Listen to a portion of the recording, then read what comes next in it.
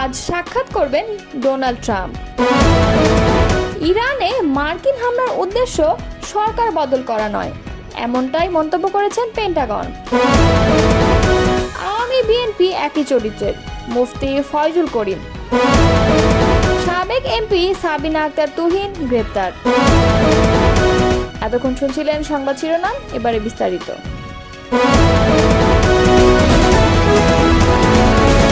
White হাউসের oval অফিসে জাতীয় নিরাপত্তা দলের সঙ্গে স্থানীয় সময় সোমবার বিকেলে সাক্ষাৎ করবেন মার্কিন প্রেসিডেন্ট ডোনাল্ড ট্রাম্প। স্থানীয় সংবাদ মাধ্যমের বরাতে এক প্রতিবেদনে তথ্য জানিয়েছে কাতার ভিত্তিক সংবাদ মাধ্যম আল জাজিরা। সংবাদ মাধ্যমের খবর অনুযায়ী সোমবার বিকেলে হোয়াইট হাউসের ওভাল অফিসে মার্কিন প্রেসিডেন্ট তার জাতীয় নিরাপত্তা দলের সঙ্গে দেখা করবেন। ইরানের পারমাণবিক স্থাপনায় মার্কিন হামলা এবং ডোনাল্ড ট্রাম্পের তেহরানকে দিক পরিবর্তন না করলে শাসন ব্যবস্থা পরিবর্তনের হুমকি দেওয়ার পর এই বৈঠক অনুষ্ঠিত হতে যাচ্ছে। এদিকে সংবাদ মাধ্যম সিএনএন জানিয়েছে, ট্রাম্পের প্রাথমিকভাবে সোমবার হেগে ন্যাটো শীর্ষ সম্মেলনে যোগদানের কথা ছিল, কিন্তু এখন মঙ্গলবারে তিনি রওনা হবেন। শনিবার ইরানের 3টি পারমাণবিক স্থাপনায় বিমান হামলা চালিয়েছে যুক্তরাষ্ট্র। পরে প্রেসিডেন্ট ট্রাম্প নিজেই ঘোষণা দেন যে তার দেশ ইরানের 3টি পারমাণবিক স্থাপনায় সফল হামলা সম্পন্ন করেছে। স্থাপনাগুলো হলো ফোর্দো, নাতানজ ও ইস্পাহান। নিন্দা জানিয়ে এই হামলাকে জঘন্য কাজ বলে আখ্যায়িত করেছে ইরান। দেশটির পারমাণবিক সংস্থা জানিয়েছে, ইরানের গুরুত্বপূর্ণ 3 পারমাণবিক স্থাপনায় শত্রুর হামলা আন্তর্জাতিক আইন লঙ্ঘন করেছে, বিশেষ করে নিউক্লিয়ার নন প্রলিফারেশন চুক্তি। ইরানের 3টি পরমাণু কেন্দ্র লক্ষ্য করে হামলা চালিয়েছে যুক্তরাষ্ট্র। একদিন আগেই রাতের আধারে দেশটির ফোর্দো, নাতানজ আর ইস্পাহানের পারমাণবিক স্থাপনায় যুক্তরাষ্ট্র এসব হামলা চালায়। তবে মার্কিন এই হামলার উদ্দেশ্য ইরানের সরকার বদল করা নয় বলে জানিয়েছেন যুক্তরাষ্ট্রের প্রতিরক্ষা দপ্তর পেন্টাগনের প্রধান। তার মতে, মার্কিন হামলার লক্ষ্য ছিল শুধুমাত্র ইরানের পরমাণু হুমকি ঠেকানো, সরকার পরিবর্তন নয়। সোমবার এক প্রতিবেদনে এই তথ্য জানিয়েছে বার্তা সংস্থা আনাদুলু। বার্তা সংস্থাটি বলেছে, ইরানের পারমাণবিক স্থাপনাগুলোতে মার্কিন বাহিনীর হামলার লক্ষ্য ছিল শুধুমাত্র পরমাণু হুমকি ঠেকানো, সরকার পরিবর্তন নয় বলে মার্কিন প্রতিরক্ষামন্ত্রী পিট হেগসেট রোববার এক সংবাদ সম্মেলনে জানিয়েছেন। তিনি বলেন, এই অভিযানের উদ্দেশ্য কখনোই সরকার পতন ছিল না, এখনও না। সংবাদ সম্মেলন তার সঙ্গে ছিলেন জয়েন্ট চিফস অফ স্টাফ এর chairman air force general Dan Kane.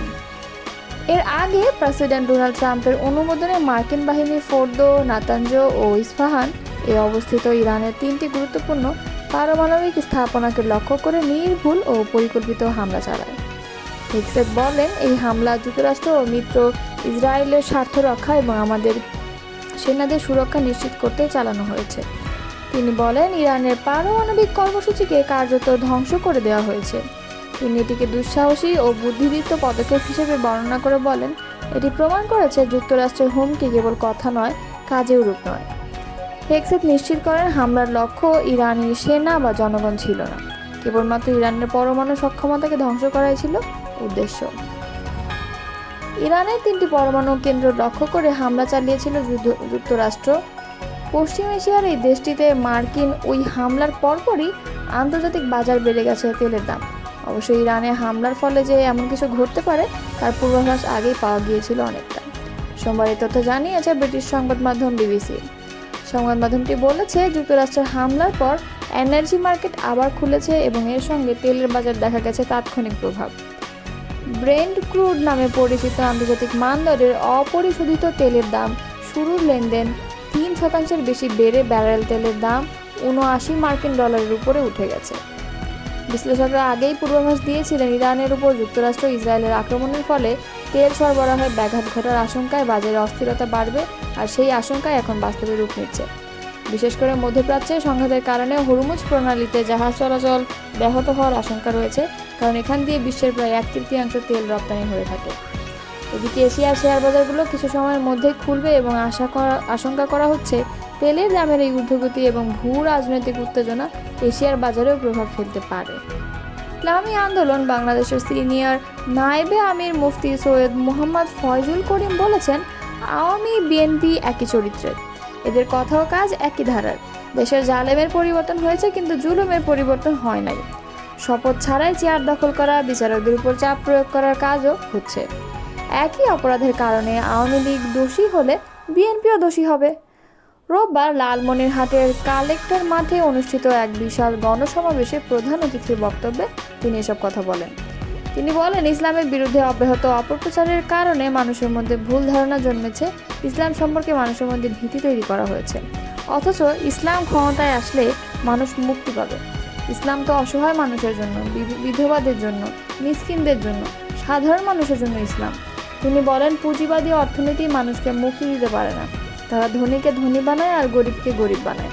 আর ইসলামী গরিবকে ধনী বানায়, ধনীদের মধ্যে ভারসাম্য আনে, বর্তমান অর্থনীতি বৈষম্য তৈরি করে। গত 16 বছরে 28 লক্ষ কোটি টাকা পাচার হয়েছে। এই টাকাগুলো গরিবদের। আমার আপনার প্রতিটি অর্থনৈতিক লেনদেনের উপর ট্যাক্স ও ভ্যাট কাটা হয়। সকল টাকা আমাদের, সেই টাকাগুলোই ওরা পাচার করে ওই টাকার উপর মাস্তানি করে। কৃষক, শ্রমিক ও মেহনতি মানুষের রক্ত ও ঘামেই দেশ গড়ে ওঠে। রেমিটেন্স যোদ্ধাদের অধিকাংশই মেহনতি মানুষ, অথচ তাদের কোনো গুরুত্বই নাই। বাংলাদেশে ক্ষুধার অভাবে মানুষ আত্মহত্যা করেছে, অথচ আমাদের সম্পদের অভাব নেই। তিনি বলেন, না, বাংলাদেশের সবচেয়ে বড় সম্পদ মানুষ, আমরা তাদের কাজে লাগাতে পারি নাই। এই জনশক্তিকে কাজে লাগাতে পারলে আমরা সমৃদ্ধ হতে পারতাম, কিন্তু আমাদের জনসম্পদকে কাজে লাগানো হয় নাই। আমাদের মাদক ধরিয়ে দেওয়া হয়েছে, হিংসা, বিদ্বেষ ও হানাহানিতে লিপ্ত করা হয়েছে। একজন মেধাবী প্রথম শ্রেণীর সরকারি কর্মকর্তার বেতনের চেয়ে ওয়ার্ডের একজন পাতি নেতার আয় বেশি। এই 5 আগস্টের পর অনেকেই রাতারাতি আঙুল ফুলে কলাগাছ হয়েছে, অথচ আমাদের ভাগ্যহত মানুষের কোনো উপকার হয় নাই। তিনি বলেন, এর দায় আমাদের। দেশের নেতারা অপরাধ করলে তাকে শাস্তি দেওয়া হয় না, বরং তাকে ফুলের মালা দেওয়া হয়। খারাপ উৎস থেকে ভালো কিছু আশা করা যায় না। বাংলাদেশের একটা শ্রেণী পরিণতি দেখে শিক্ষা নেয় নাই। আওয়ামী লীগ যা করে দেশ ছাড়া হয়েছে, এখন অনেকেই তা আবার করছেন। বিএনপির কেউ কেউ আওয়ামী লীগের ভাষায় আমাদের ব্যাপারে কথা বলেন। এরা জিয়াউর রহমানের নীতি, আদর্শ ও কর্মকৌশল জানেই না। তিনি বলেন, আওয়ামী লীগ বিএনপি একই চরিত্রে, এদের কথা ও কাজ একই ধারার। দেশের জালেমের পরিবর্তন হয়েছে, কিন্তু জুলুমের কোনো পরিবর্তন হয়নি। শপথ ছাড়াই তারা চেয়ার দখল করছে। আমাদের শত্রু মিত্র চিনতে হবে। ইসলাম নিয়ে মানুষের মধ্যে ভীতি তৈরি করা যাবে না। আমরা স্পষ্ট করে বলছি, ইসলাম কাউকে জোর করবে না, বরং এমন পরিস্থিতি তৈরি করা হবে যাতে অপরাধের পরিবেশই কেউ পাবে না। মানুষের অন্তর থেকে অপরাধের প্রবণতা দূর হয়ে যাবে। ইসলাম ক্ষমতায় আসলে গরিবরা দ্রুততার সাথে ধনী হয়ে যাবে। আমাদেরকে ইসলাম বুঝতে হবে। ঢাকার নবাবগঞ্জ থেকে সাবেক সংসদ সদস্য সাবিনা আক্তার তুহিনকে গ্রেফতার করেছে ঢাকা মহানগর পুলিশের গোয়েন্দা শাখা। সোমবার সকালে ডিবি সূত্রে তথ্য নিশ্চিত করা হয়। রোববার জুলাই আন্দোলনে হত্যা মামলার আসামি হিসেবে মুন্সিগঞ্জ 3 আসনের সাবেক এমপি মোহাম্মদ ফয়সাল বিপ্লবকেও গ্রেপ্তার করেছে ডিবি। রাজধানীর মণিপুরি পাড়া এলাকা থেকে তাকে গ্রেপ্তার করা হয়। ডিএমপি মিডিয়া ও জনসংযোগ বিভাগের উপর উপকমিশনার মোহাম্মদ তালেবুর রহমান জানান, রোববার রাতে মণিপুরি পাড়া থেকে সাবেক এমপি ফয়সাল বিপ্লবকে গ্রেফতার করেছে ডিবির একটি বিশেষ দল। সকালে সাবিনা আক্তার তুহিনকে গ্রেপ্তারের বিষয়টি নিশ্চিত করেছেন ডিবির যুগ্ম কমিশনার মোহাম্মদ রবিউল হোসেন ভুইয়া। তিনি বলেন, সুনির্দিষ্ট অভিযোগে ডিবি ওয়ারি বিভাগের একটি দল তাকে গ্রেপ্তার করেছে।